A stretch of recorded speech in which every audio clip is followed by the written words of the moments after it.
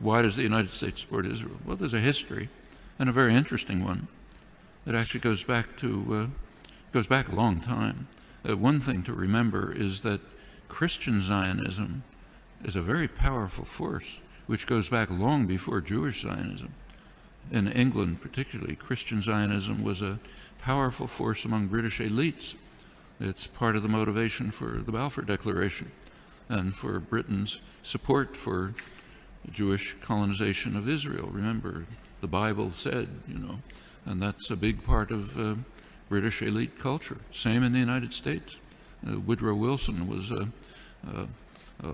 devout Christian who read the Bible every day. So did Harry Truman. In the Roosevelt administration, one of the leading officials, Harold Ickes, once described the return of the Jews to Palestine as the greatest event in history. It's realizing the lesson of the Bible.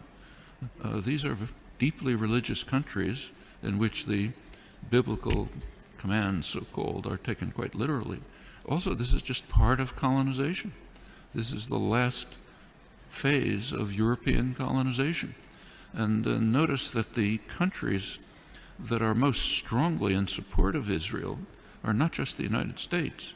It's the United States, Australia, and Canada, the offshoots of England, Anglosphere sometimes called. Unusual forms of imperialism. These are settler colonial societies, societies in which not like India, not like the British in India, say. Societies in South Africa was a little like this, or Algeria under the French. Settler colonial societies in which the settlers came in, essentially eliminated the native population, also driven by religious principles, very religious groups driven by Christian Zionism. Those are major cultural factors. There are also significant geostrategic factors. You go back to 1948, there was actually a split between the State Department and the Pentagon in the United States over how to react to the new state of Israel. The State Department was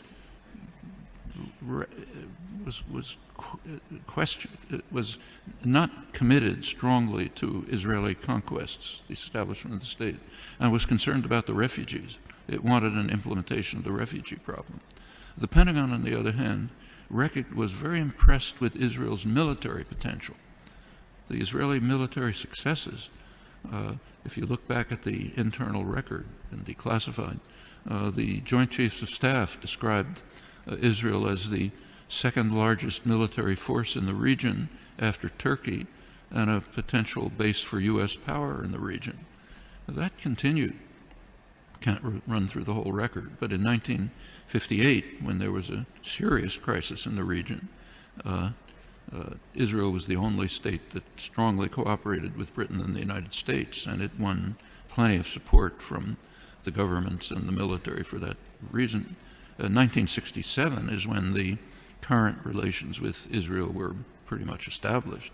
Israel performed a major service to the United States by destroying a secular Arab nationalism, a major enemy of the United States, and supporting radical Islam, which the U.S. supported. And it continues right until the present. Right now, we saw an example of that just during the latest Gaza attack. You recall that at one point, Israel began to run out of munitions during the assault, despite the fact that it's armed to the teeth. The United States provided Israel with additional munitions through the Pentagon. And notice where they were taken from. These were U.S. munitions pre-positioned in Israel for eventual use by U.S. forces. One of many signs of how Israel is regarded as essentially a military offshoot of the United States. Very close intelligence relations that go way back, many other connections. And the media tend to take up, to support the policy of the government with very few, kind of little questioning around the edges, but basically accept the policy. So, for example, take another issue. Take the U.S. invasion of Iraq.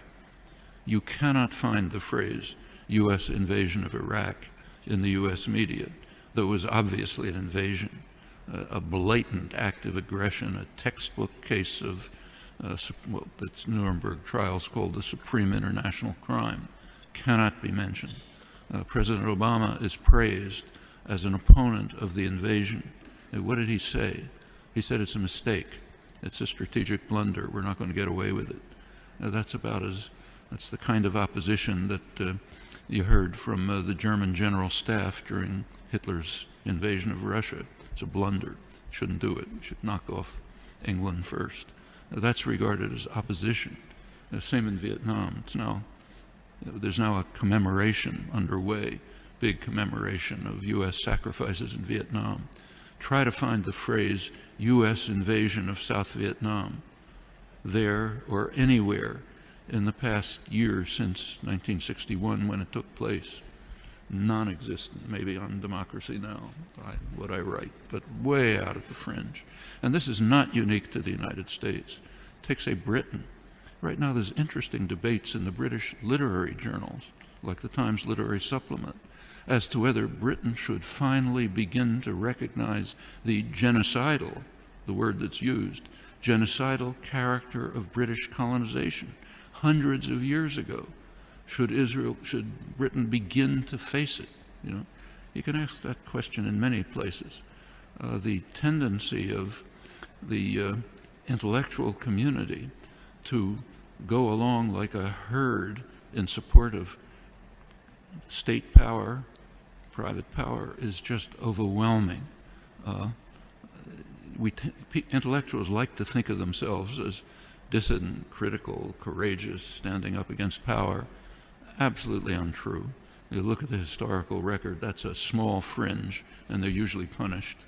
The mainstream tends to be what was once called a herd of independent minds, marching in support of state power. Nothing new here. Unfortunate, you have to fight against it, not new.